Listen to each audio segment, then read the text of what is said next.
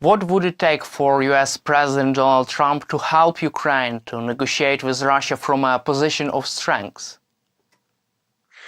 I think that depends on what the position of strength is. I as a military guy, I don't believe sanctions are going to solve this.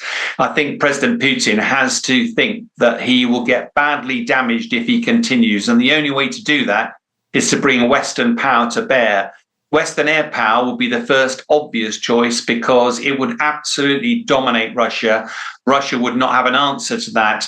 And Ukraine has done it spectacularly well, but it's very difficult to fight a modern war without having air cover, which it doesn't have. So I do think that if President Trump really wants to get this war to an end and force President Putin to the table, military involvement is the way to do it. Whether he's prepared to threaten that or not, it'd be interesting to see what his advisors say. There's no appetite in America that I can see at the moment for getting involved in a war in Ukraine. But ultimately, the only language which President Putin understands is that of military threat. That is, it seems to me the West has to stand toe to toe with President Putin. Otherwise, he might stop because it suits him. But whether it actually stops him coming again, that's another matter. So you're confident that only a no-fly zone will help Ukraine to negotiate with Russia from a position of strength? I'm not saying that's the only way. I really hope that President Putin is brought to the table without having any force applied. But my worry is that if you look at it from a negotiating position, President Zelenskyi doesn't appear to have much to play on that negotiation, whereas President Putin seems to have most of the aces in his hand.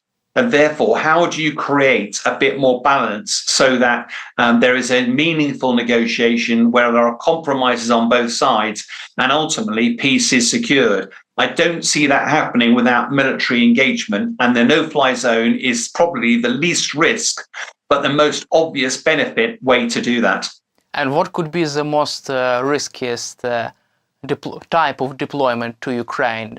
From your perspective, if Donald Trump, for example, goes all in and says that he would like Ukraine to actually win this war? I'm not sure that there's a risk. I mean, ultimately, the risk people keep talking about is the threat of starting nuclear war. And I'm very confident that that is not on the table. People forget, I was in the military when we were in the Cold War. We lived under the threat of nuclear war. It's abhorrent. Nuclear weapons are dreadful. But their very existence means that it will be mutually assured destruction were anybody to use nuclear weapons. So I'm confident that Russia would have everything to lose and nothing to gain by triggering a nuclear war. What the West has to do is match Putin, stand toe to toe with him. And therefore, I think whilst it would undoubtedly cause frictions and escalations, I'm confident that unless you deal with people like Putin, very aggressively, then we will have this problem returning again. Just imagine other nuclear nations like Iran, like North Korea, when they get nuclear weapons, not if, when they do, if people aren't prepared to stand toe to toe with them, we are effectively saying that those countries can do what they like around the world. That is not a world in which I am comfortable at all. We need to be able to stand firm. We need to be able to stand up to bullies like Putin. And I think the only way to do that robustly is military engagement. I hope that is something that's on the table, because otherwise I worry that President Putin will pause, regenerate, and in a few years he'll be back again. From your perspective, so even if the West enters the fight in Ukraine, Vladimir Putin will not use any kind of nuclear weapons? I think Putin will be absolutely stupid to trigger a nuclear war, which he knows he cannot win. Putin is all about his legacy. It's all about restoring Russian greatness again. If Russia starts something that ends up leveling Moscow and getting rid of his legacy, then his legacy will be absolutely awful. I'm very confident that he will do lots of threatening behavior, but the whole premise of nuclear weapons is neither side wins. President Putin is the one who has invaded Ukraine. President Putin is the one responsible for hundreds of thousands of lives being lost. and for millions of people being relocated. We have allowed him the luxury of believing that he is not vulnerable to attack. We must correct that if we are to stop this happening in the future.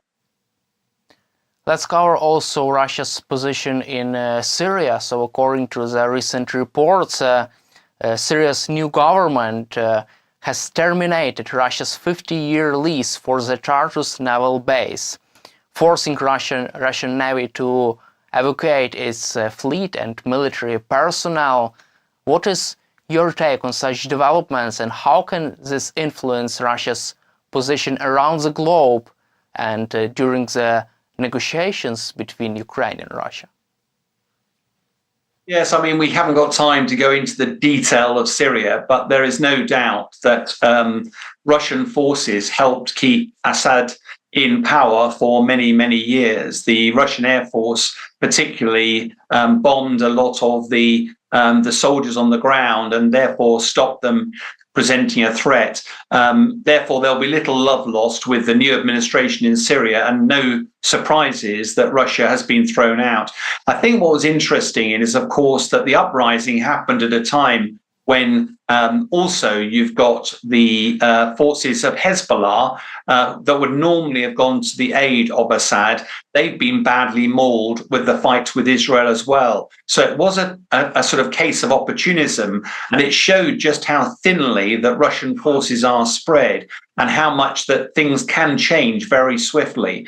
Russia likes to cause mischief around the world, inciting uprisings just to cause issues around the world in support of their own agendas. I think this has been an interesting wake-up call for Russia, and it will be very keen, I suspect. It's another reason why they will want to end the war in Ukraine, at least in the near term, so they can consolidate, lick their wounds, and work out what they're going to do next. Let's also cover the US foreign policy. Donald Trump is serious about taking control over Greenland. And according to Financial Times publication, there was a really interesting phone call between Trump and Prime Minister of Denmark.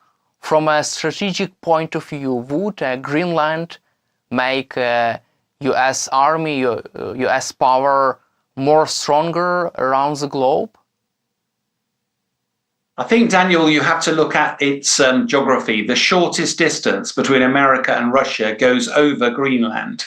And therefore, there is a military base, a US military base on Greenland that looks at early warning, provides early warning notification for Russian missiles coming over the pole there. In addition, though, there's a lot of natural resources in Greenland. And although Denmark effectively owns Greenland, the Greenlanders themselves, there's not many of them, couldn't really present a realistic defense if Russia, China, or somebody else decided to invade them. And that country is strategically important, not just for America, but for the security of the West. So much as I don't think that President Trump is going to invade, it does highlight just how important that region is. But you have to, I think, Daniel, we've talked about Trump a lot today. One of the things that I think he's very big on is rhetoric, not always so good at delivering. And I think another area where he talked about the Panama Canal and threatening that he was going to seize that potentially by military force. But if you look at the history of that canal, you know, it was initially started by France, but basically the project failed because it was so vast. America took it on, opened in 1914, and America ran it till 1977. And then they handed it over a period of 20 years for the Panamanian Canal Authority to run it. But of course, since then, the charges for going through that strait have risen. My understanding is the average charge for a ship is now $50,000. But President Trump has said, hold on a minute, we dug that, we paid for it, we ran it, we gave it to you, and now you're charging us $50,000 for every crossing, and China is stepping in to help run it. No, we can't have that. And all he's doing is he's threatening to set the scenes for a negotiation. So I think a bit like Greenland, there's a lot of rhetoric around Trump. Let's just see how it gradually forms into policy, because it's one thing talking about it, it's quite another doing anything about it. Also, some military experts suggest that obtaining Greenland for the US would be really beneficial, for example, for intercepting Russia's intercontinental ballistic missile in case of their launch. What is your take on that? Do you agree with such a logic?